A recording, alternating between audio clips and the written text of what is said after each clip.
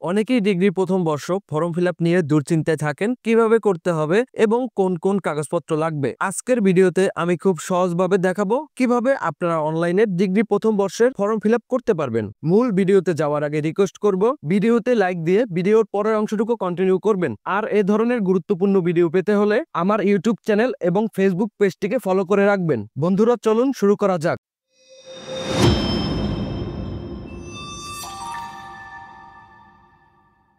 Welcome back viewers. সর্বপ্রথমে আপনারা এই ওয়েবসাইটটিতে চলে আসবেন। আমি এই ওয়েবসাইটটির লিংক ডেসক্রিপশন বক্সে দিয়ে দেব। এই ওয়েবসাইটটিতে আসার পরে এখানে স্টুডেন্ট লগইন নামে একটি অপশন পেয়ে যাবেন, সেখানে একটি ক্লিক করে দিবেন। এখন এইখানে একটি রেজিস্ট্রেশন নাম্বার দিতে বলছে। এই রেজিস্ট্রেশন নাম্বারটি আপনি কোথায় পাবেন? অবশ্যই ডিগ্রিতে আপনি যে কলেজে ভর্তি হয়েছেন সেই কলেজ থেকে আপনার রেজিস্ট্রেশন কার্ডটি সংগ্রহ করবেন। এখানে কিন্তু এসএসসি কিংবা এইচএসসি রেজিস্ট্রেশন নাম্বার দিলে হবে না, ডিগ্রির রেজিস্ট্রেশন নাম্বার দিতে হবে। ডিগ্রি প্রথম বর্ষের জন্য যে রেজিস্ট্রেশন কার্ড দেওয়া হয়েছে সেই রেজিস্ট্রেশন নাম্বারটা এখানে দিয়ে দিবেন। রেজিস্ট্রেশন নাম্বার দেওয়া হয়ে গেলে এখানে সাবমিট নামে একটি অপশন রয়েছে, সেখানে একটি ক্লিক করে দিবেন। এবার আপনার প্রোফাইলে লগইন হয়ে যাবে। উপরের দিকে আপনি আপনার নাম এবং আপনার রেজিস্ট্রেশন নাম্বারটি দেখতে পাবেন। এবার এখান থেকে কর্নারে ফর্ম ফিল আপ নামে একটি অপশন রয়েছে, সেখানে একটি ক্লিক করে দিবেন। এবার এখানে দেখতে পাচ্ছেন form fill up for degree pass and certificate course examination first year, এবং এখান থেকে আপনি ফর্ম ফিল আপ শুরু হওয়ার তারিখ এবং শেষ হওয়ার তারিখটি দেখতে পাবেন। এখন এখান থেকে আমাদের ফর্ম ফিল আপের জন্য আবেদন করতে হবে। আবেদন করার জন্য কর্নারে অ্যাপ্লাই নাও নামে একটি অপশন রয়েছে, সেখানে একটি ক্লিক করে দিবেন। এবার এখান থেকে আপনি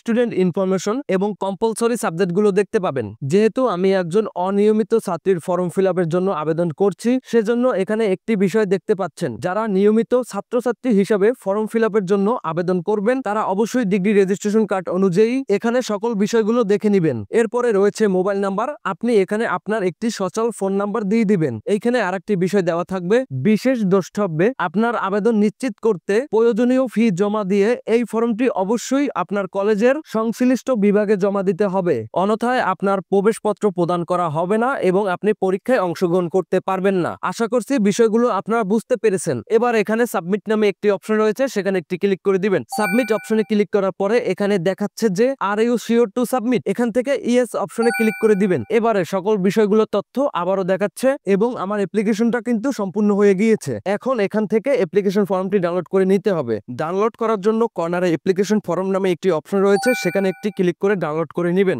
এখন আপনি দেখতে পাচ্ছেন এই ফর্মটা কিন্তু আপনাকে ডাউনলোড করে নিতে হবে, কেননা এই ফর্মটির সাথে আপনার টাকা দিতে হবে এবং কলেজের ডকুমেন্টগুলো জমা দিতে হবে। এখন আপনাদের প্রশ্ন হতে পারে কলেজে কত টাকা জমা দিতে হবে। দেখুন, এই বিষয়টা কিন্তু প্রতিটি কলেজ থেকে নোটিশ করে জানিয়ে দেওয়া হবে। এজন্য আপনাকে কি করতে হবে, কলেজের ওয়েবসাইটে কিংবা কলেজে গিয়ে জেনে নিতে হবে। সো আপনি কলেজের সাথে কথা বলে জেনে নেবেন কত টাকা ফর্ম ফিল আপের জন্য প্রয়োজন। অনলাইনে অ্যাপ্লিকেশন সম্পূর্ণ করার পরে কলেজে আপনি কি কি কাগজপত্র নিয়ে যাবেন সেই বিষয়টা আমি আপনাদের বলে দিচ্ছি। প্রথমত আপনি অ্যাপ্লিকেশন কপিটি প্রিন্ট আউট করে নেবেন। এর সাথে প্রয়োজন পড়বে আপনার রেজিস্ট্রেশন কার্ডের একটি ফটোকপি। এর সাথে প্রয়োজন পড়বে আপনার পাসপোর্ট সাইজের 2 কপি ছবি, এবং এর বাইরে অন্যান্য কোনো কাগজপত্রের প্রয়োজন পড়লে সেটা কলেজের সাথে কথা বলে দিয়ে দিবেন। এই ছিল মূলত আজকের ভিডিওটি আপনাদের কাছে কেমন লাগলো কমেন্ট করে জানাবেন। বুঝতে কোনো অসুবিধা হলে সেটাও কমেন্ট করে জানাবেন। আর ভালো লাগলে লাইক দিবেন এবং বন্ধুদের মাঝে শেয়ার করবেন। ভালো থাকুন, সুস্থ থাকুন। দেখা হচ্ছে পরবর্তী কোনো এক ভিডিওতে।